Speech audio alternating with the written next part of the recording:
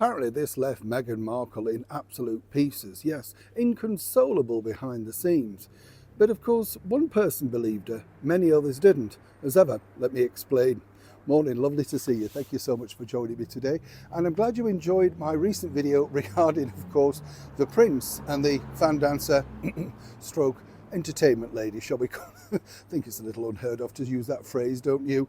But yes, I'm glad you enjoyed that. It's amazing the stories you find though.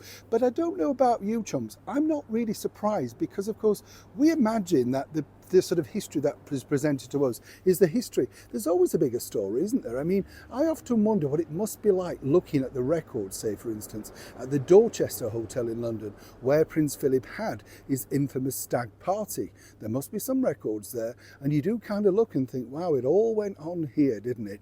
And of course, that was just after the war, and there would have been so much hope and positivity, a joyous celebration. And there we have, of course, a very limited sort of insight into it, because the Duke of Edinburgh, as he was to become, Prince Philip didn't want that much information. So it's all sort of lost out, isn't it? And as people, we sadly lose them. We lose that history.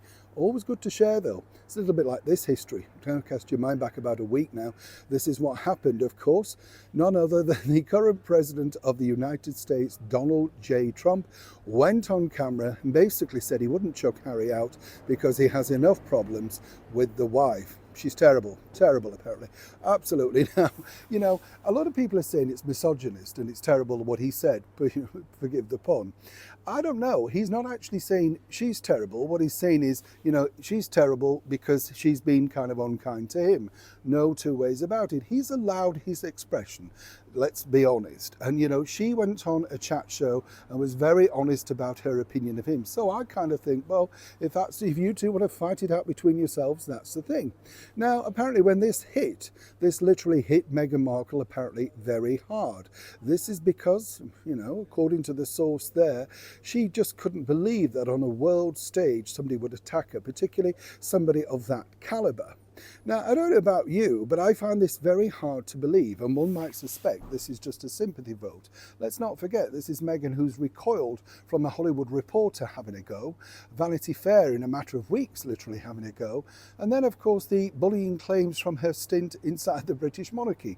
They all had a go, and many of course were not allowed their say because of the NDAs and all that sort of stuff, which are now expiring, I might point out.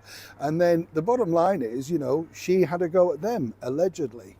Now, according to the source, she just felt that how could somebody do this to her, particularly on the eve of such a prestigious event where she needed to be her best supporting her husband. And that's the reason apparently why we saw the clutching and the arms and the sort of fragility of Meghan Markle. This rocked her world. Now, we saw also Prince Harry with his alleged thinly veiled attack on Donald Trump, talking about moral character. You really can't do that when you when you're withholding things like your visa application details and of course the things that you've already written about your own family inside your book and on TV documentaries.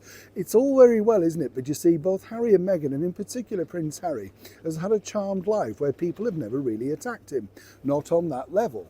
Meghan would be used to that, being in the very fragile world of the entertainment business. But of course now she's affronted, and what is Harry going to do to protect her honour?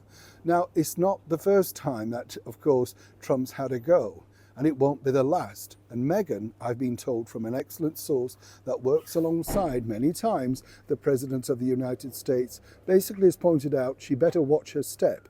Things are changing in the United States of America, and in Meghan's eyes, not simply for the best. Neil Sean in the very heart of London.